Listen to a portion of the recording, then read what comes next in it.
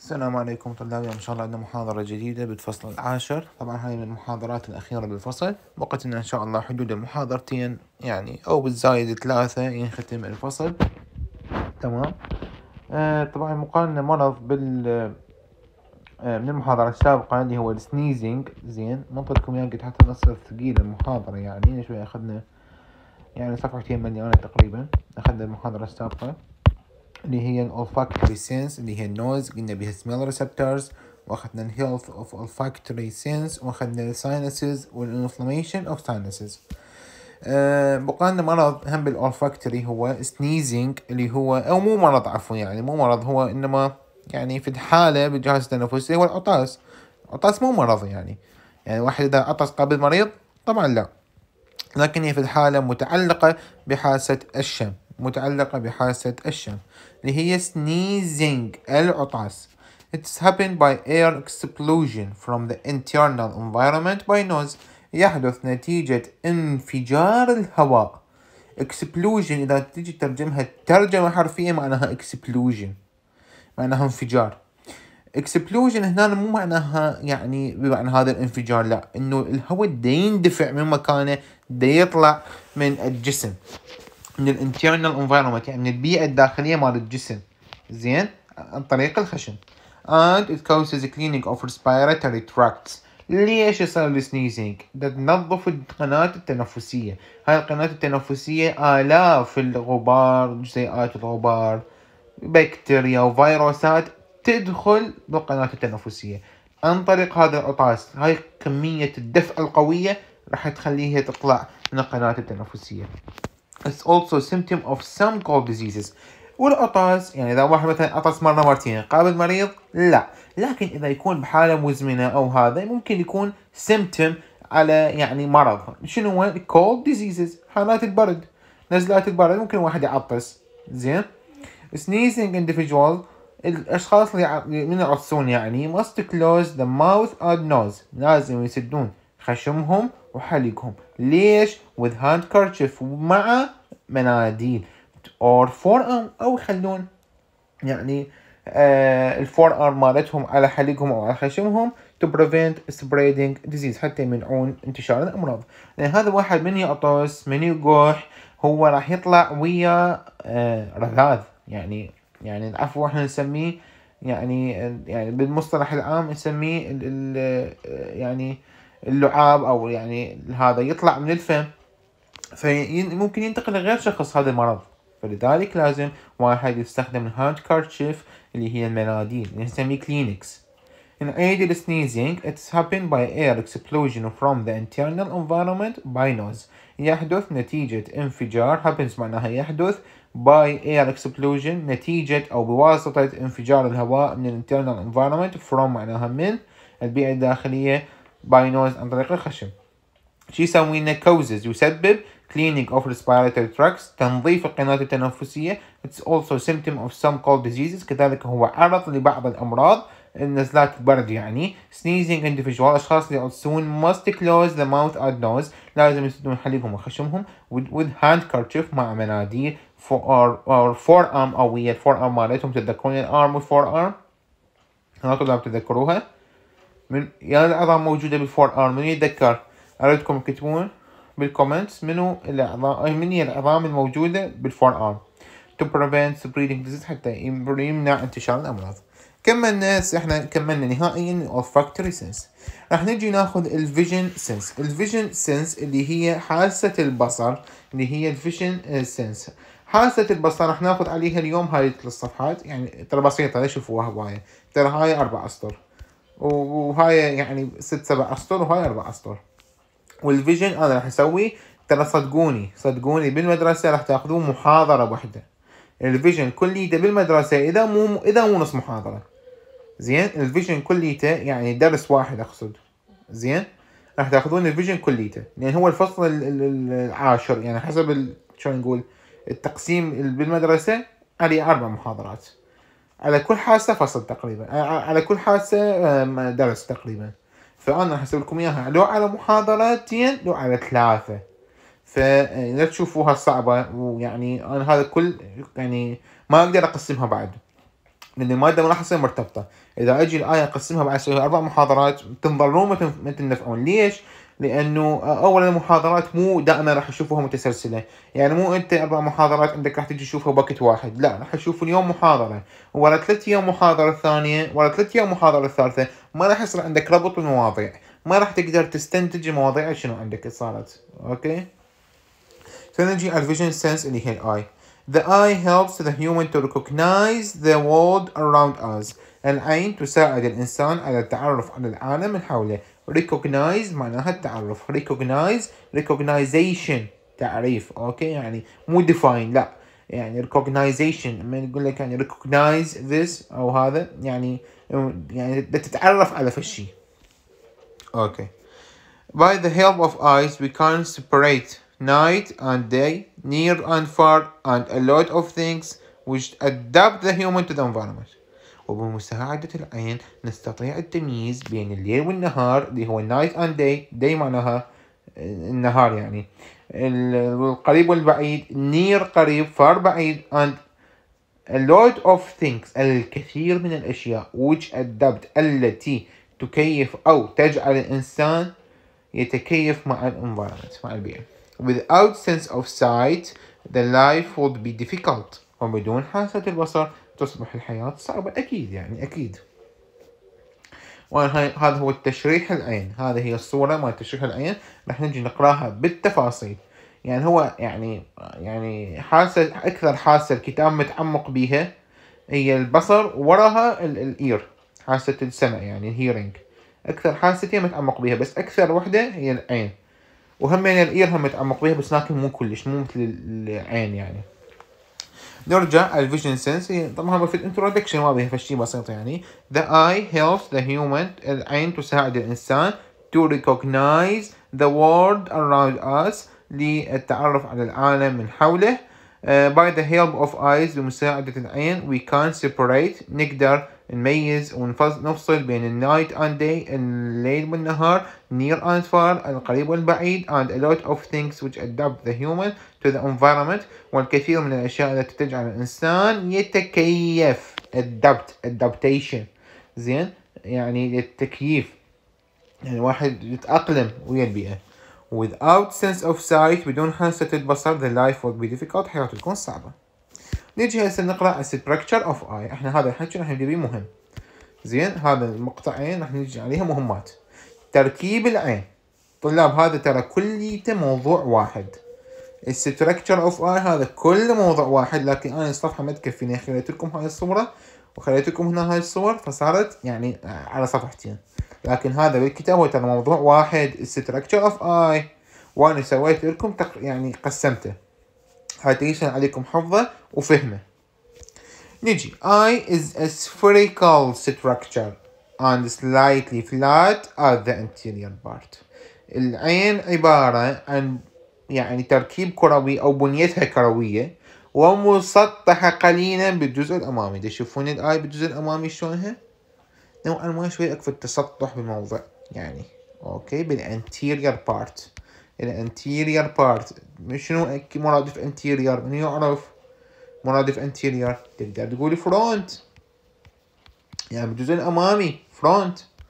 زين، إذن الآي هي spherical structure تركيب كروي و slightly قليل، معناها قليل، slightly قليل، slightly flat مسطحة قليلا، وين؟ بالانتيريور بارت بالجزء الأمامي.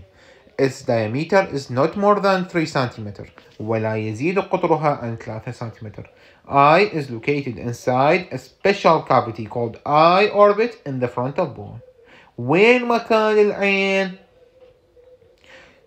inside داخل special cavity تجويف خاص نسميه eye orbit in the frontal bone بالمدار العين في العظم الجبهي. تذكرون طلاب؟ وينها؟ تشوفون طلاب هذه frontal bone؟ هاي ترى الفرونتال بون اللي بيها شنو؟ بيها الفرونتال ساينس. اكو بالفرونتال بون هذه طلاب هي ترى كلها فرونتال بون، هذا كلها فرونتال بون.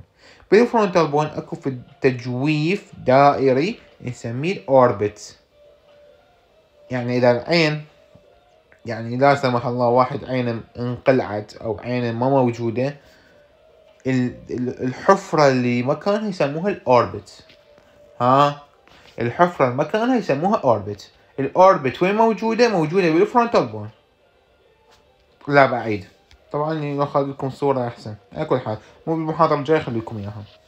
الأوربت هي موجودة عند تجويف كافيتي، فراغ موجود بالفرونتال بون. هاي هي الفرونتال بون. الآي موجودة هنا، ما راح أذكر بعد تفاصيل يعني كافي عليها. زين. The eyeball is surrounded by two eyelets. مغطاة بجفنين. two eyelets. eyelets هو الجفن.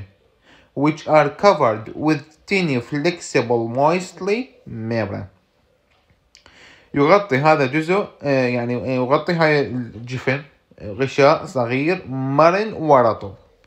طلاب ياهو الايلid. هذا هو الايلid، هذا الجفن وهذا جو الجفن. واحد من فوق الايلid upper eyelid وهذا اللور eyelid. الجفن العلوي وهذا الجفن السفلي. هذا الايلid يكون مغطى بميوكس مويستلي ميمبرين، يعني غشاء مخاطي رطب. شو نسميه؟ نسميه كونجكتايفا. نسميه كونجكتايفا. ويقول لك هذا الكونجكتايفا يغطينا الفرونت بارت مال اي، الجزء الامامي من العين. هذا هو الكونجكتايفا. تشوفون الصورة طلاب؟ هاي الصورة دائما راح تفتهموها، ترى مادة صعبة. هذا يعني اكثر موضوع اريدكم يعني تعتمدون على الفهم مو على الحفظ هو الاي، لان بيها هواية تفاصيل وبيها هواية تراكيب وتخربطون بيناتها. اذا ما افتهمتها وما تقدر تفتهم من الصورة خليت لك اياها، المادة راح يصير صعب عليك. وياي احنا الاي بيها تو ايلتس، بيها جفنين، واحد لي فوق واحد لي جوا. هذا الجفن يعني اذا تجي على بطانه شلون نقول، يعني اذا هذا الجفن شايفين واحد هذول اكو ناس يشيلون جفنهم، يعني يقدرون يشيلون، ما اعرف شلون، مثلا انا شايف هوايه هذا يشيلون جفنهم يعني يصير مرن. الطبقه جوا يسموها كونجكتايفا. هذا هو الكونجكتايفا. هاي العين جايبيها من صفح جايبيها، هذا هو الكونجكتايفا. ويقول لك يغطي الجزء الامامي مال العين، وفعلا هنا هم موجود. زين. Also eyes are connected with tear glands which secrete tear to wash the eyes from dust or foreign particles that may enter and damage the eye. صورة هم موجودة. اوكي طلاب، هنا مو احنا هنا عندنا العين، خلينا هنا اي اعطينا هم واضحة. طلاب هنا اكو هرجع ارسمها بالمحاضرة الجاية، خليكم صورتها، نسيت اخليكم صورتها. على كل حال طلاب هنا بهاي المنطقة وبهاي وين؟ بهاي المنطقة. زين. وبهاي المنطقة اكو قناة الدمعية. هنا فوق العين اكو القناة الدمعية، يجي ينزل الدمع هنا ينزل. زين. اكو هنا غدة تفرز الدموع. احنا شلون عينه شلون من واحد يبكي ليش تدمع عينه؟ لان اكو فوقها غدة، هاي الغدة تفرز دمع، تفرز توائل حتى ترطب العين ما يصير بيها جفاف، فيجي الدمع ينزل هنا. اوكي زين. اذا تير يسموها تير دمع to wash the eyes. ليش؟ حتى تغسل العين from dust or foreign particles، تفرز الدموع لغسل العين من الغبار أو الجزيئات الغريبة that may enter and damage the eye، اللي يمكن تدخل للعين وتسبب لها الضرر. احنا هاي العين مالتنا وخاصة هسه جونا الملوث. زين. نطلع عنا يعني اشكال هذا التراب والهذا ممكن يفوت بعيننا. زين. اوكي. فهذا ممكن يسبب لها ضرر، فمن يجي هذا الدمع شنو يغسلها. يعني هسه اذا نسوي في استنتاج معين انه حاستين عندها في عملية حتى تنظف هاي الحاسة من الغبار وهالاشياء ذني. بالاولفاكتوري هسه قريناها، بالاولفاكتوري عندنا سنيزنج، عندنا يصير هذا دفع الهواء قوي يطلع الغبار. بالعين ماكو، بالعين سنيزنج شكو اكو تير اللي هي مسؤول عليها التير جلاند. اللي هي الغدد الدمعية. الغدد الدمعية، وخلي لكم صورتها إن شاء الله بالمحاضرة الجاية. أوكي. which secrete تفرز تير الدمع to wash تغسل the eyes from the dust or foreign particles تغسل العين من الغبار أو جزيئات غريبة اللي تدخل that may enter and damage the eye. يعني نعيد من البداية. structure of eye تركيب العين. eye is a spherical structure تركيب كروي and slightly flat as the anterior part وتكون مسطحة قليلا من الأمام. قطرها حوالي ما يتجاوز 3 سنتيمتر. هي دائرة، كل دائرة بها قطرها يقول لك ما يتجاوز 3 سنتيمتر. وهي موجودة inside a special cavity داخل تجويف بالهذا، يعني يسمون orbit. قلت لك موجود بالفرونتال بون. المهم أخلي لك صورتها إن شاء الله. The eyeball is surrounded by 2 eyelids. يحيط بمقلة العين. eyeball كرة العين، يعني هي الكرة مال العين يسموها الكرة المقلة، محاطة باثنين يعني جفنين. زين 2 eyelid اللي هي تكون مغلفة تيني flexible moist membrane غشاء مرن صغير ورطب. زين هذا الميمبران يكون يغطي لنا من الفرونت بارت او الانتيرير بارت مال الاي يسميه الكونجكتيفا. الكونجكتيفا اللي هو بالعربي يسموه ملتحم، غشاء الملتحم او الملتحمة، وبالعربي هم ما بدك تعرفه، وهم بالعربي لا تدوخ نفسك، وخاصة بهاي المواضيع لان يعطيك في كلمات غريبة عجيبة. عشان انا قلت لك الملتحم وغشاء الملتحم وما ادري شنو، ايش راح تفتهم من عنده؟ لا تدوخ نفسك بالعربي. اعرف انه الاي، بس هاي اعرف انه الاي بها ايليدز اللي هو الجفن اعرفه انه هو ايليد. الايليد يكون مغلف بغشاء يسموه الكونجكتيفا. Also eyes are connected with tear glands. كما ترتبط العين بغدة دمعية تسوي لنا secrete tear تفرز الدمع to wash the eyes تغسل العين من جزيئات الغبار والغريبة اللي ممكن تدخل للعين وتسبب لها الضرر. نجي هسه على آخر شيء عندنا eye muscles. طلاب احنا عيننا شلون تتحرك؟ احنا عيننا هسه حرك عينك لي فوق، ارفع عينك ووضع بالسقف، بوع بالسقف ونزلها بالقاع، وانت لا تحرك راسك وحرك عينك على اليمنى، وهم لا تحرك راسك وحرك عينك على اليسرى. شلون تتحرك؟ هاي اكو عضلات مرتبطة بالعين تشوفوها هياتي. هاي العضلات هي تحركها. هاي من يصير بيها تقلص تتحرك العين. زين. Eye muscles may not have the same strength and efficiency. For this reason, the weak eye that has weak muscles is directed to inside or outside. This abnormal condition is called cross eye.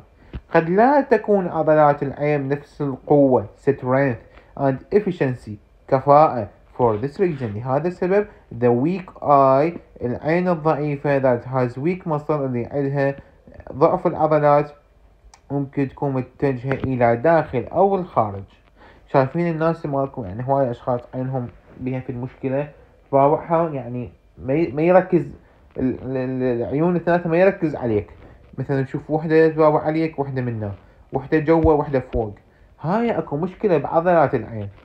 زين أكو مشكلة بعضلات العين. شو نسميها الحول هو كلش منتشر، يعني عادي يسوون عملية، يعني يسوون علاجات هذا تصحح عندهم. والحول شنو مشكلته؟ إذا هسه أخاف هسه مستقبلا بس أشوف واحد عينه البؤبؤ مالته يعني البؤبؤ مال العين ما متساوي نفس المكان، واحد بجهة واحد بجهة، أعرف إنه هذا عنده مشكلة بالآي ماسلز، بالعضلات مال العين. هي هاي أكو عضلات مرتبطة بالآي بول تحركها منا ومنا. من يصير أكو مشكلة بعضلة بعد ما راح تقدر تجر عينه هاي الجهة، فيعني تصير حركة، تصير خلل بالحركة، نسميه cross eye. In the case of a cross eye بحالة الحول the eyes do not have the same size strength and each eye look in different direction. بحالة الحول لا تأخذ يعني العينين هاي تكون مو بنفس قوة البصر، يعني ما تباوع عليها نفس المكان. زين وكل عين راح تباوع عليها يعني different direction باتجاهات مختلفة.